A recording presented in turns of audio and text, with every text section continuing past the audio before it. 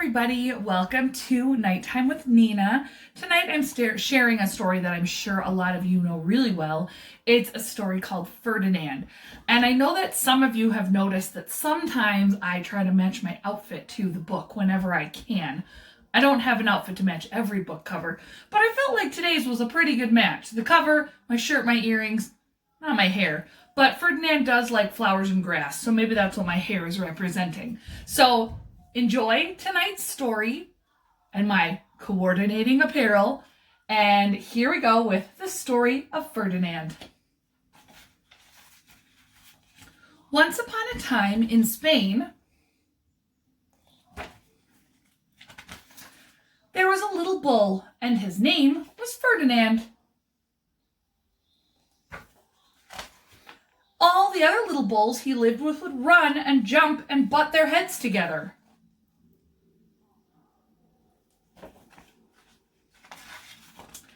But not Ferdinand. He just liked to sit quietly and smell the flowers.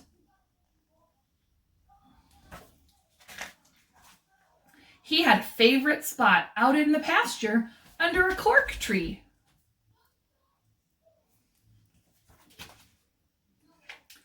It was his favorite tree, and he would sit in its shade all day and smell the flowers.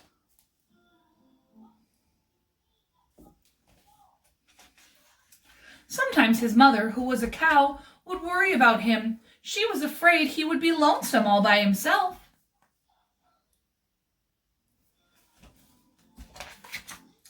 "Why don't you run and play with the other little bulls and skip and butt your head?" she would say. But Ferdinand would shake his head. "I like it better here where I can just sit quietly and smell the flowers." His mother saw that he was not lonesome, and because she was an understanding mother, even though she was a cow, she let him just sit there and be happy.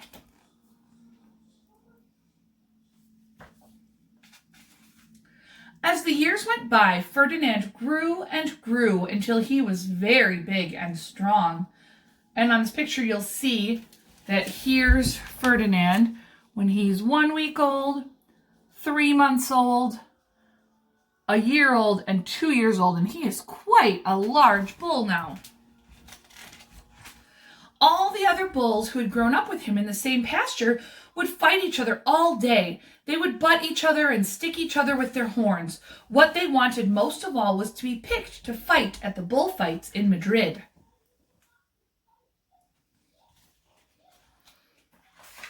But not Ferdinand. He still liked to just sit quietly under the cork tree and smell the flowers.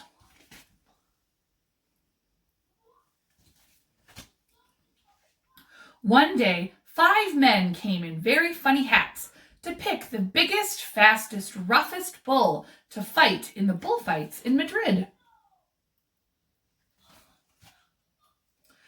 All the other bulls ran around snorting and butting, leaping and jumping, so that the men would think they were very, very strong and fierce and pick them.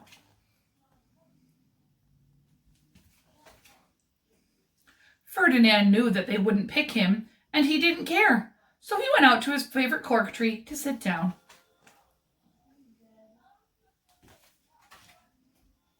He didn't look where he was sitting, and instead of sitting in the nice cool grass in the shade, he sat on a bumblebee. Uh-oh. Well, if you were a bumblebee and a bull sat on you, what would you do? You would sting him. And that is just what this bee did to Ferdinand. Oh no. Wow, did it hurt? Ferdinand jumped up with a snort. He ran around puffing and snorting, butting and pawing the ground as if he were crazy. The 5 men saw him and they all shouted with joy. Here was the largest and fiercest bull of all, just the one for the bullfights in Madrid. So they took him away for the bullfight day in a cart.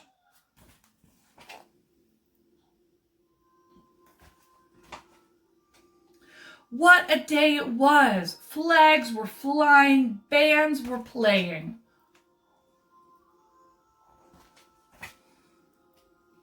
And all the lovely ladies had flowers in their hair. And they all have pennants that say Ferdinando. They had a parade into the bull ring.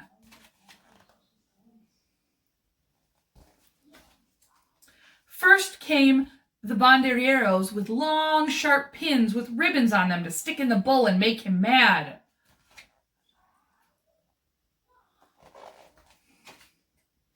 Next came the picadors, who rode skinny horses, and they had long spears to stick in the bull and make him madder. Then came the matador, the proudest of all. He thought he was very handsome and bowed to the ladies. He had a red cape and a sword and was supposed to stick the bull last of all. Then came the bull, and you know who that was, don't you? Ferdinand. Ferdinand's looking a little small and a little scared. They called him Ferdinand the Fierce, and all the banderillos were afraid of him, and the picadors were afraid of him, and the matador was scared stiff. The banderilleros, I apologize. Ferdinand ran to the middle of the ring, and everyone shouted and clapped because they thought he was going to fight fiercely and butt and snort and stick his horns around. There's a huge bull ring and tiny Ferdinand. But not Ferdinand. When he got to the middle of the ring, he saw the flowers in all the lovely ladies' hair, and he just sat down quietly and smelled.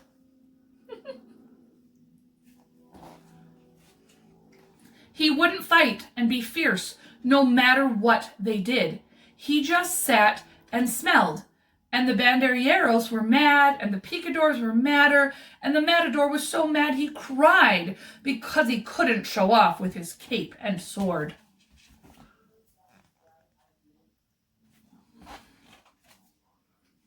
So they had to take Ferdinand home.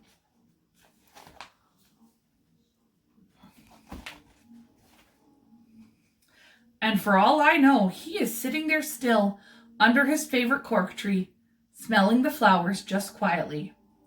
And he is very happy. The end. I like this story because I like how Ferdinand decided not to live up to other people's expectations of him.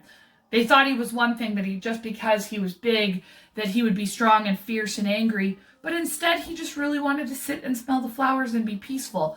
And they couldn't make him into something that he wasn't. And he didn't want to be anything other than what he was.